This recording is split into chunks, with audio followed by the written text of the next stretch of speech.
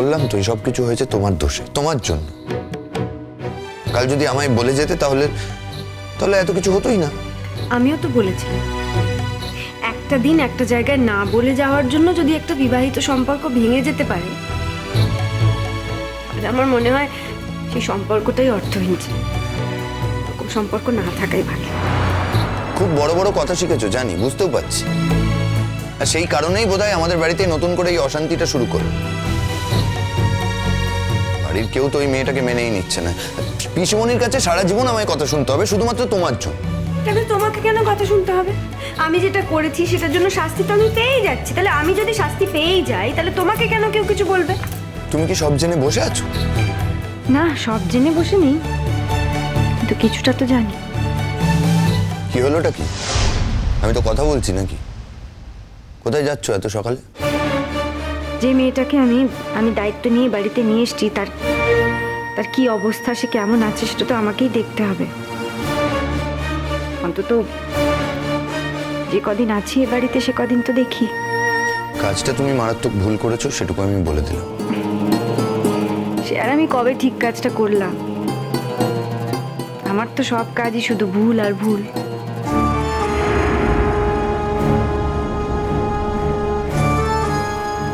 কঙ্কাবতী,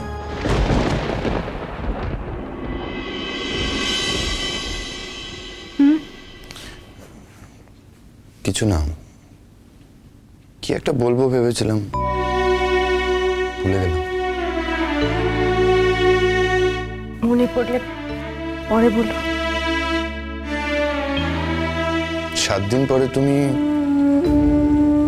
কলকাতায় থাকবে না গ্রামে, সেটুকু অন্তত বলো। গ্রামে আমি ফিরে যাব না। মা তো একই কাকামণির কাছে বোঝা হয়ে আছে, তারপর আমি কি আর বোঝা বাড়াবো না? তাহলে কোথায় যাবে তুমি? যেখানেই যাই তোমার আর কোনো দায় থাকবে না।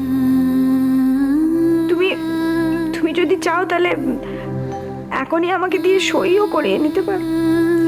তবুও তুমি বলবে না? না, বলবো না।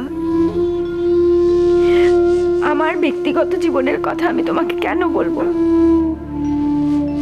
তোমার সাথে ব্যক্তিগত সম্পর্কটা কি আমার আর আছে? নেই তো। তাহলে আর আমার তো মনে হয় তোমারও আর আমার ব্যক্তিগত বিষয়ে কোনো প্রশ্ন করা উচিত। এতে তুমি সায়নীকে অপমান করবে।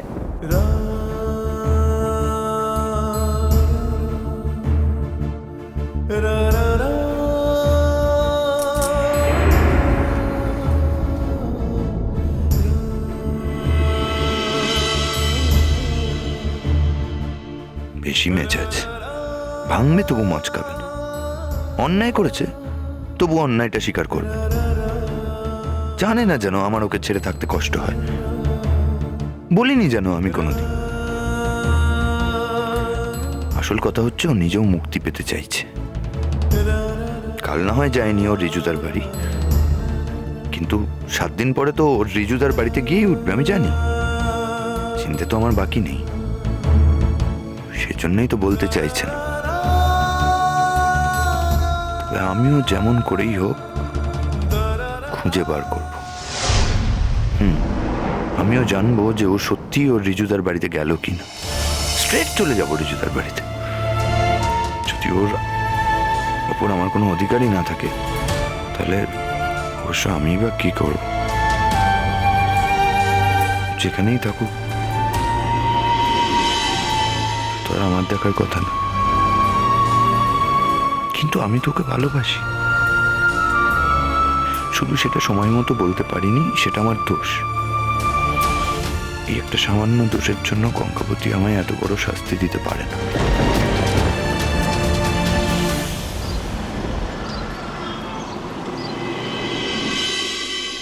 কাল সারা রাত আমি ভেবেছি যে সাহসের পরিচয় তুমি দিয়েছো।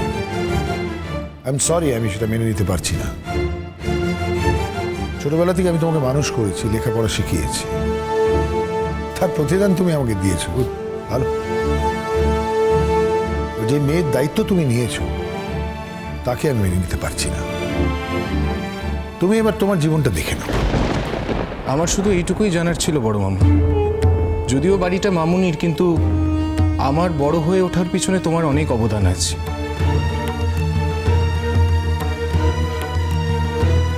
তাই তুমি না চাইলে শুধুমাত্র বাড়িটা মামুনির বলে আমি এখানে জোর করে পড়ে থাকবো না। হ্যালো, এই কথাবার্তাগুলো তো কালকেই শেষ হয়ে গেছে। মেয়েটাকে আমি যখন কালকে বরণ করে ঘরে তুলেছি তখনই তো সবকিছু মিটে গেছে। তারপর তাদেরকে তাড়িয়ে দেওয়ার প্রশ্নটা আসছে কোত্থেকে আমাকে বল দেখিনি।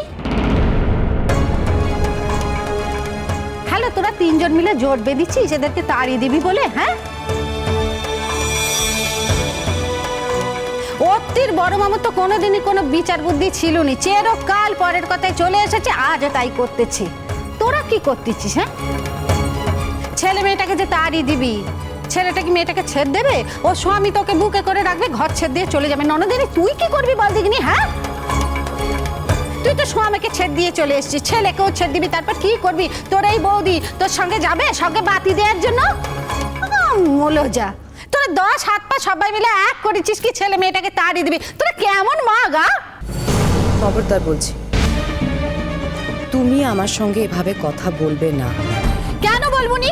100 বার বলবো, 1000 বার বলবো, আমার কথা আমি এইভাবেই বলবো। তোমাদের মতো আমি তো নেকাপাড়া শিখিনি, কই ফুটুনি নেকাপাড়া। আমি গলাবাজি করে সারা জীবন যেতে এসেছি। এই চত্বরে কেউ নেই যে আমার সঙ্গে গলা বাজিতে পারবে। আসো দেখিনি কে আমার সঙ্গে গলাবাজি করবে, আসো। অত্রে, আমার তোমাকে যা যা বলার আমি বলে দিয়েছি। আমার মনে হয় না তোমার এই বাড়িতে থাকা উচিত। এই বাড়ির পরিবেশ আর সুস্থ নেই, আর একটাই মানুষ তার জন্য দায়ী, যে বাড়ির পরিবেশ পুরোটাই শেষ করে দিয়েছে। তোর সারা জীবনের লক্ষ্য এই সংসারটা যেন ছাড়খাড় হয়ে উচ্ছন্নে চলে যায়, তবেই তোর জ্বালা মিটবে, তাই না? এটা ভালো বলেছিস চুটকি। হ্যাঁ, তাহলে জানিস বল আমার মনে কত জ্বালা আছে? কেন জ্বালা আছে বল দেখিনি? হ্যাঁ, কে দিয়েছে জ্বালা? নেকা, এইসব কথা কইতে লজ্জা করে। আর বাণিজ্য মাসে তোমাকে একটা কথা কই, তুমি তো খুব ভালো করে জানো রাধারানী কিরকম মানুষ।